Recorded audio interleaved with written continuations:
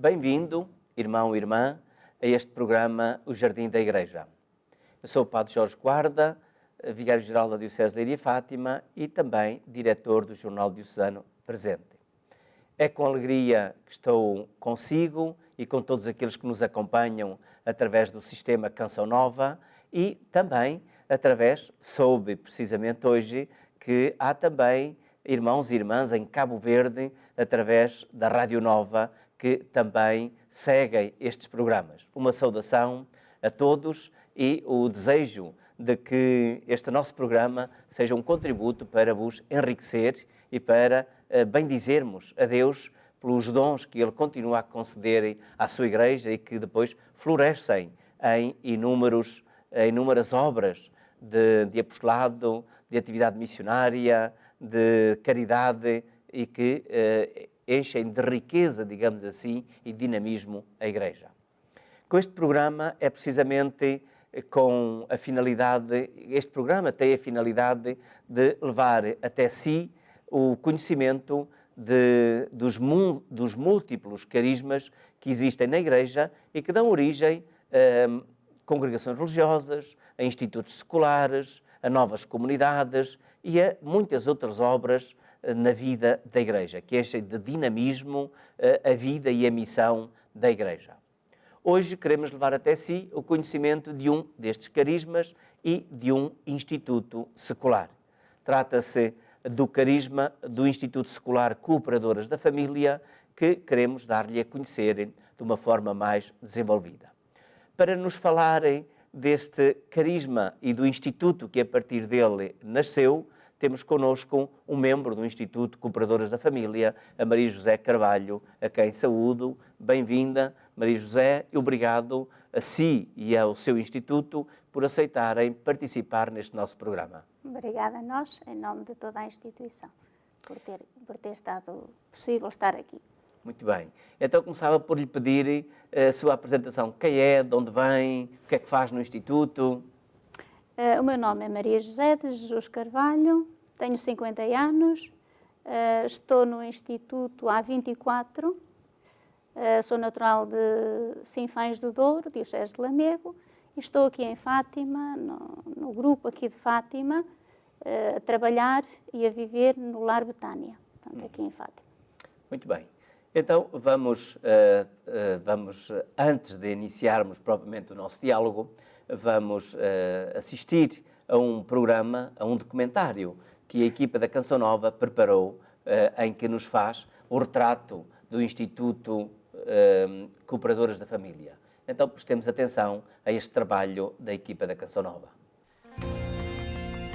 O Instituto Secular das Cooperadoras da Família é um instituto de vida consagrada feminino de índole secular, cujos membros estão ao serviço de Deus na Igreja para evangelizar a família. Tomam o nome de Cooperadoras da Família, constituindo uma fraternidade. Têm como modelo de espiritualidade a Sagrada Família.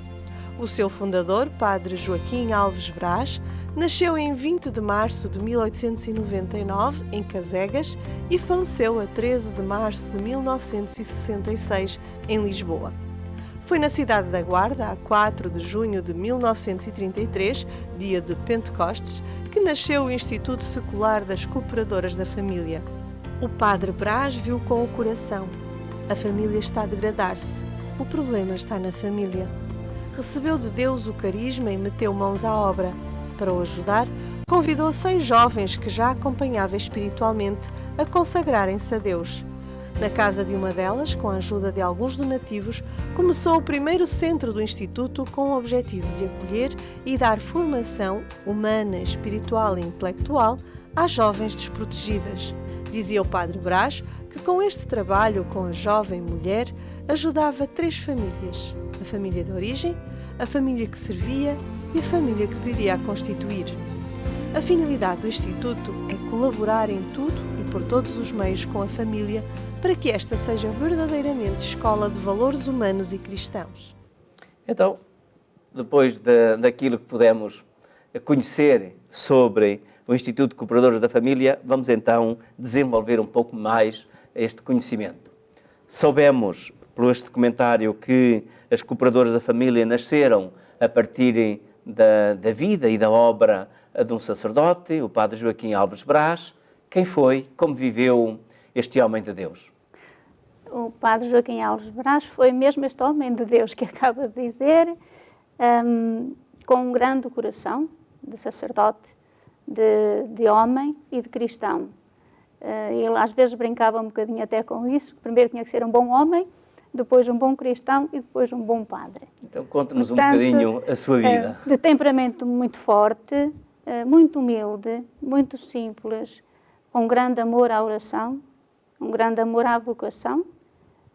O sonho dele era ser sacerdote. Dizia ele que ainda que fosse só por um ano, que tinha um grande desejo de ser sacerdote, embora depois também durante a fase de preparação para o sacerdócio ele tivesse tido imensas dificuldades porque fisicamente não era muito saudável. De maneira que teve muitas dificuldades durante o seminário, mas depois foi ordenado sacerdote na Diocese da Guarda, de onde ele era natural, de uma aldeia muito pequenina, onde eu já tive o privilégio de estar, em Casegas.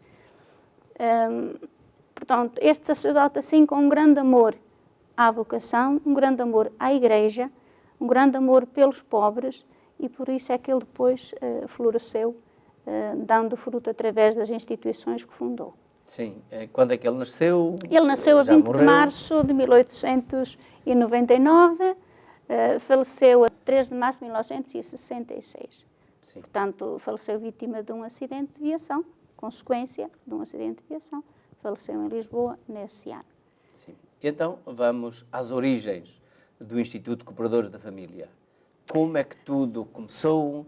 Como é que se desenvolveu, digamos assim, a atividade que levou depois à criação do Instituto Cooperadores da Família, que não foi, assim, uma decisão imediata do padre Joaquim Alves Brás e que foi ao notário e pronto, a partir de agora nasce o Instituto.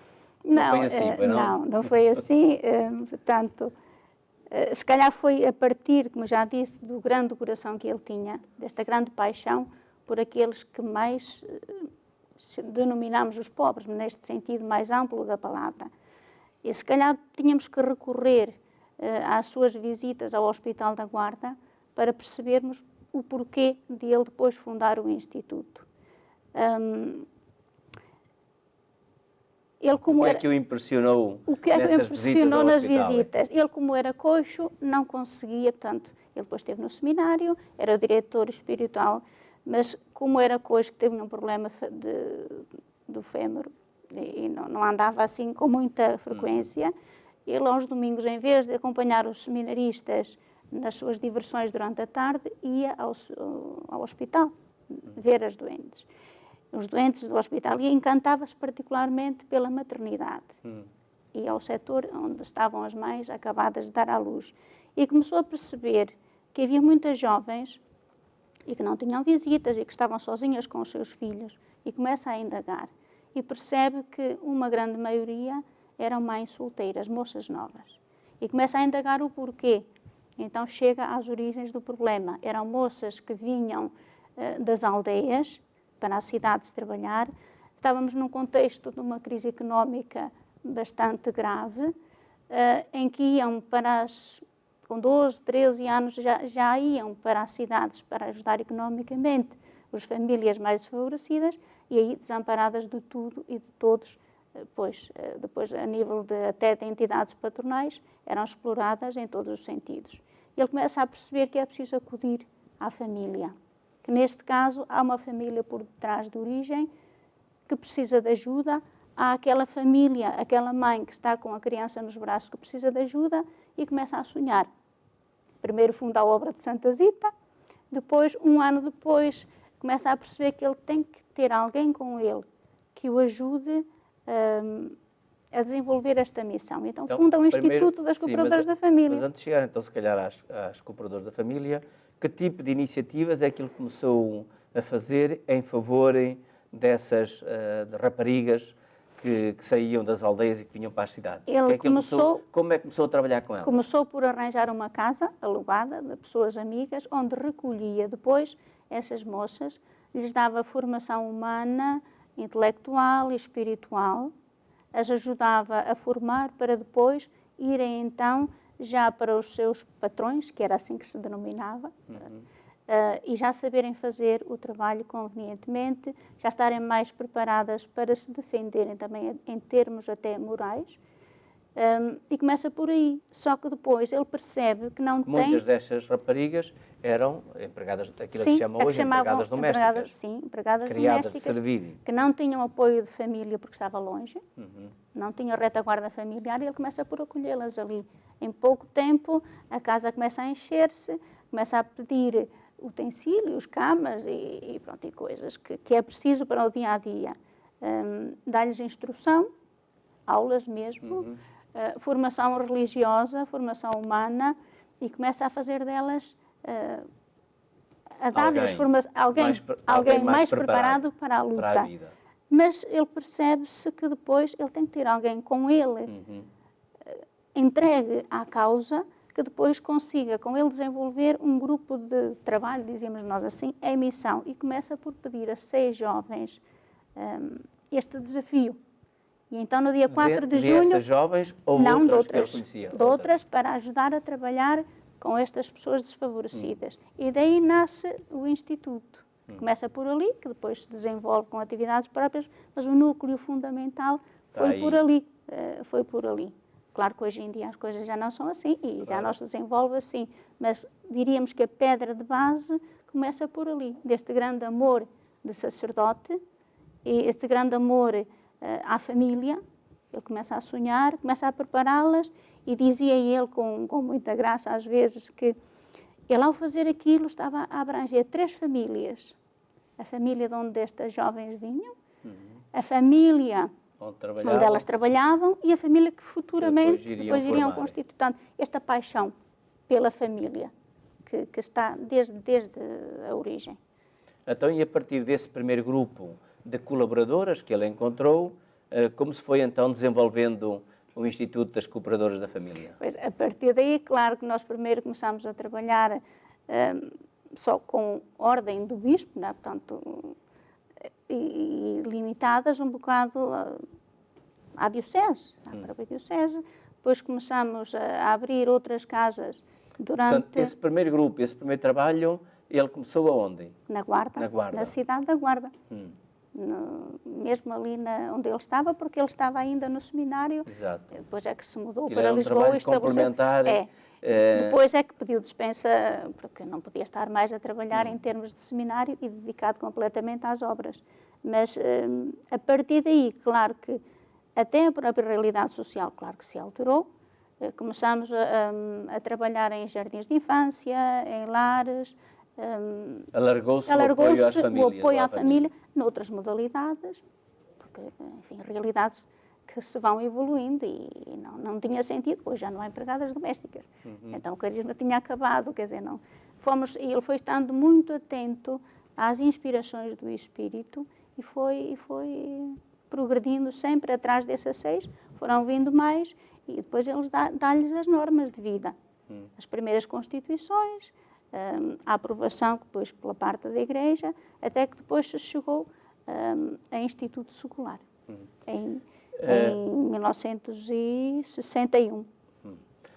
E então, como é que ele compreendeu o carisma que tinha, como é que ele o exprimia? Pelo fazer, Sim, pela proximidade, pela proximidade que ele tinha com as pessoas, falava-lhes e pelos vistos, eu nunca vivi com ele, é pelo testemunho de outras cooperadoras, falava-lhes ao coração. Ele conseguia não só ajudar estas moças em dificuldade, mas também motivar interiormente aquelas que com ele trabalhavam, que eram as cooperadoras da família, para este trabalho de paixão pelos mais desfavorecidos e pela promoção da mulher. Os grandes sonhos dele era a promoção da mulher e a promoção da família como consequência, não é? E então, como é que ele exprimia o carisma que brotou dessa experiência e dessas intuições que ele foi tendo? Exprimia de várias formas. Uma era uma frase que era muito, muito característica nele, dizia-nos, trabalhai com os pobres, porque com os ricos há muito quem trabalha, trabalhai com os pobres. Portanto, ele sempre que via alguém com necessidades, ele não ficava quieto. Não se limitava a denunciar, mas fazia. Claro que tinha esta sensibilidade que o Espírito lhe dava para fazer de acordo com as necessidades de cada um. Aliás, há um artigo das nossas Constituições que ele diz que o nosso ideal é passar por toda a parte a fazer o bem segundo as necessidades que Deus colocar no nosso caminho.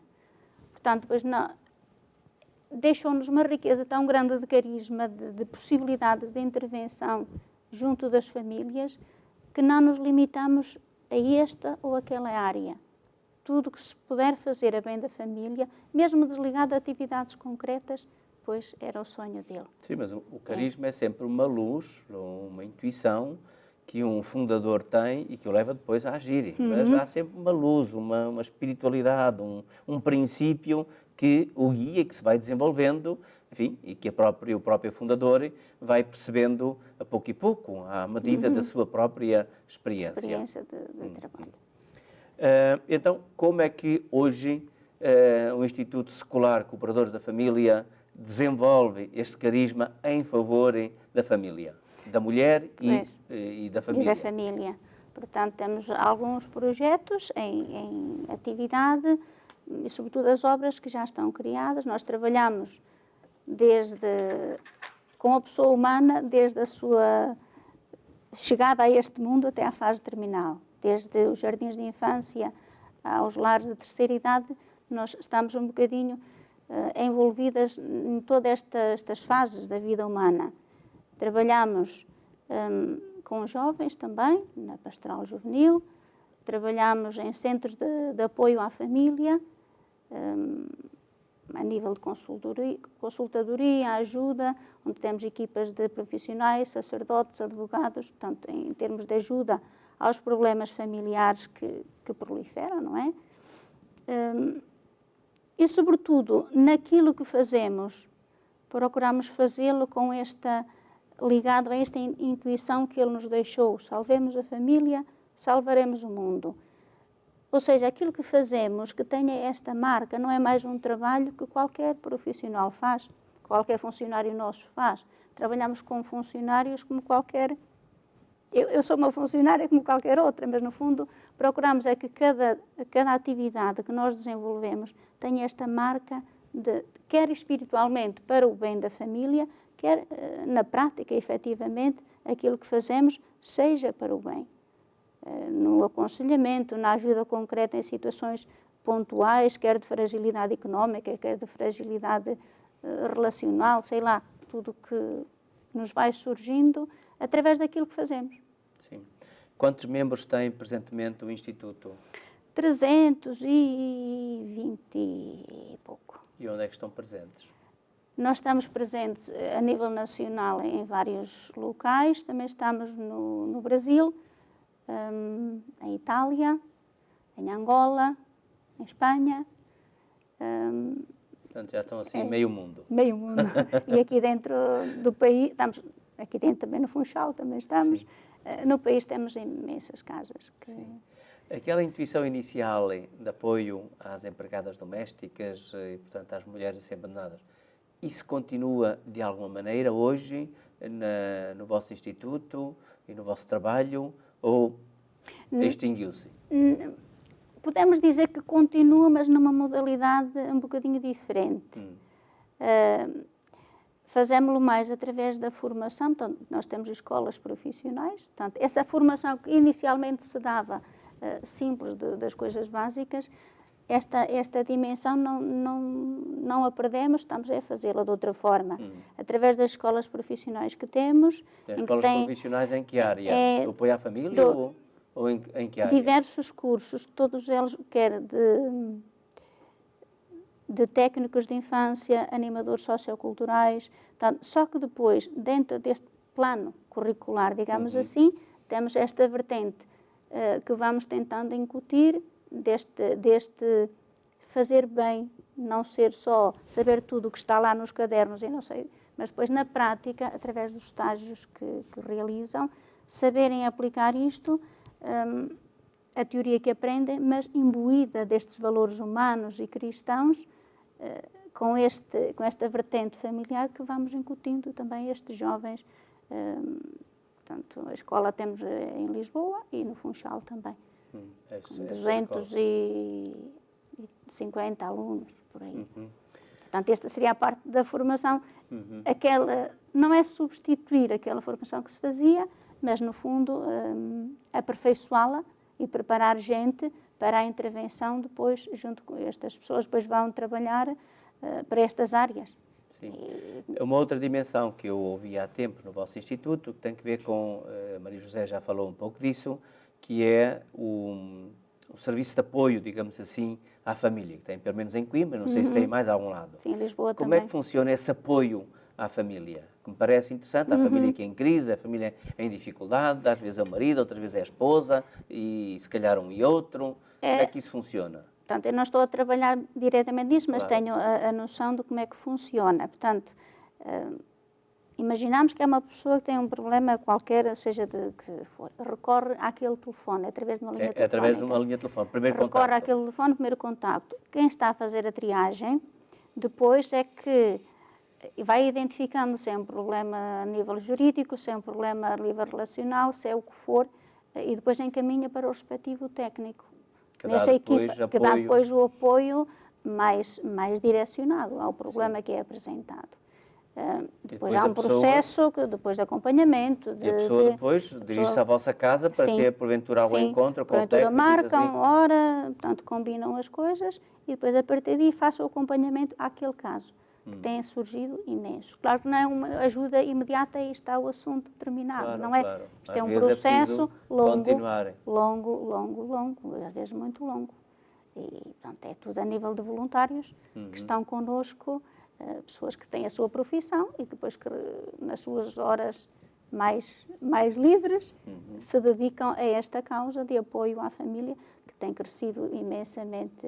As necessidades tem crescido imensamente. Em Lisboa também já temos alguns a funcionar, alguns pontos assim.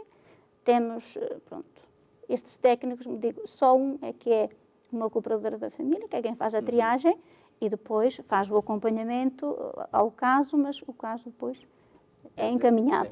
Depende de que situação é. Maria José, até agora falamos do Instituto. E como é que a Maria José encontrou este carisma e depois descobriu nele a sua vocação, de tal maneira que se comprometeu com Deus e com a Igreja para o serviço da família neste Instituto? Olha, eu trabalhava nas aldeias SOS da Guarda, tudo nas origens do Instituto. Trabalhava, tinha os meus 23 anos e andava à procura de algo mais. E quando eu cheguei às aldeias SOS da Guarda, assim, pronto, encontrei aqui o meu caminho. Mas comecei a perceber que não era assim, que Deus queria mais. E as cooperadoras da família iam com muita frequência ali visitar as crianças mais desfavorecidas, que estavam não só ao meu cargo, mas em toda a instituição. E eu comecei a perceber, se eu fosse assim, se calhar... E uma coisa que me cativou nelas era a alegria com que elas viviam. Dizia, também quero ser alegre, também é isto que eu quero. Pronto, e foi todo um processo depois de acompanhamento. Nessa altura já tinha feito vários retiros de discernimento vocacional, mas não tinha encontrado ainda um lugar.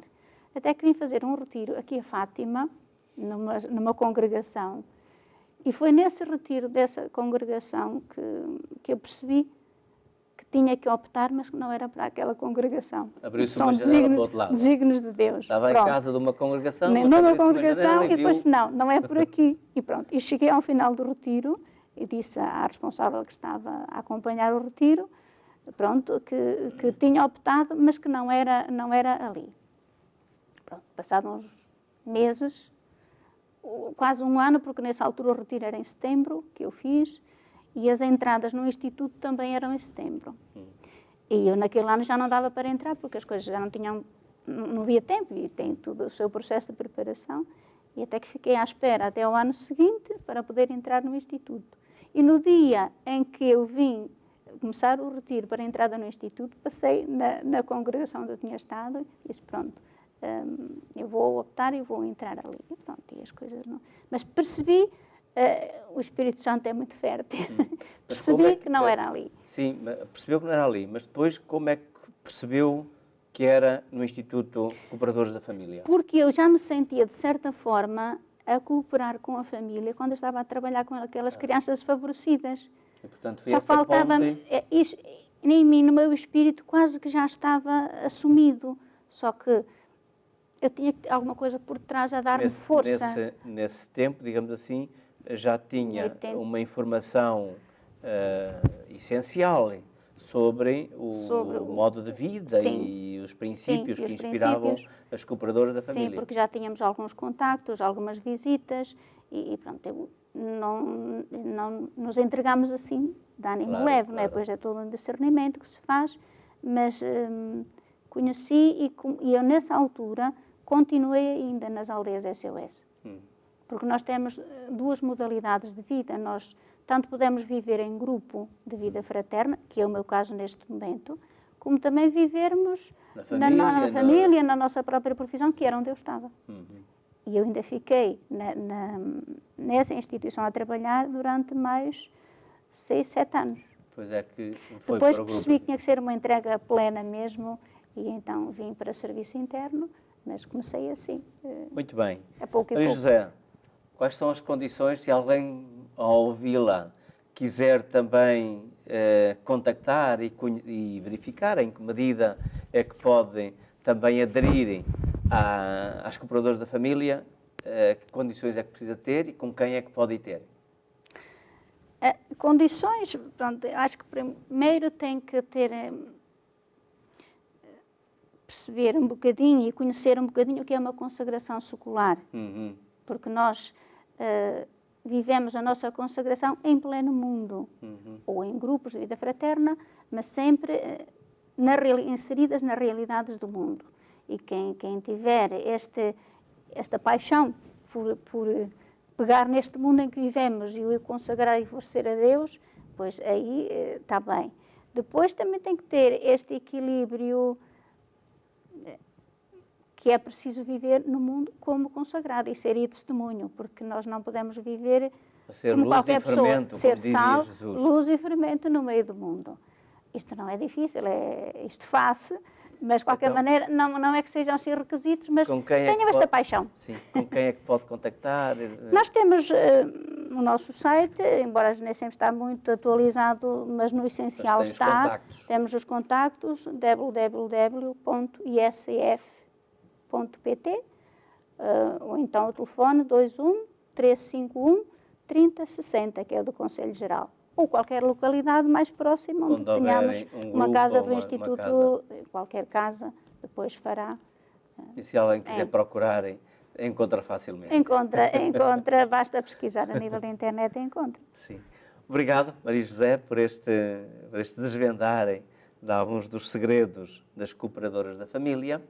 Obrigado também a si, que nos permitiu entrar em sua casa ou fazer companhia consigo durante este tempo, e vou invocar a bênção de Deus sobre si e sobre todos aqueles que habitam consigo. O Senhor esteja convosco. Está no meio de nós. Abençoe-vos Deus Todo-Poderoso, Pai, Filho e Espírito Santo. Amém. Fique com Deus, a paz de Cristo esteja consigo e até ao próximo programa, se Deus quiser.